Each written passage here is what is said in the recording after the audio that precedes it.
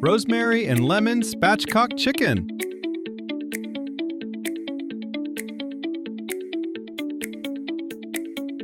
Let's make the marinade by combining olive oil, garlic puree, rosemary and thyme, sliced lemon peel, onion powder, salt, and the juice of a lemon. Mix well and let sit for 5 to 10 minutes. Drizzle the marinade on the skin side of the chicken and ensure to rub it all over the surface. Do the same with the other side.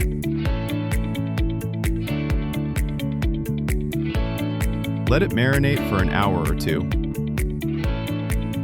Preheat your wildfire grill on medium-low for 20 minutes. Place the chicken skin side down and cook with the hood down for about 15 minutes until the skin is golden brown. Flip the chicken and cook for another 20 or 30 minutes until thoroughly cooked.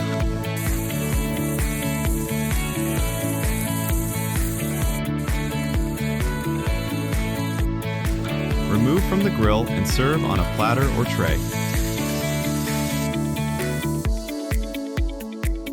Garnish with fresh herbs and lemon wedges.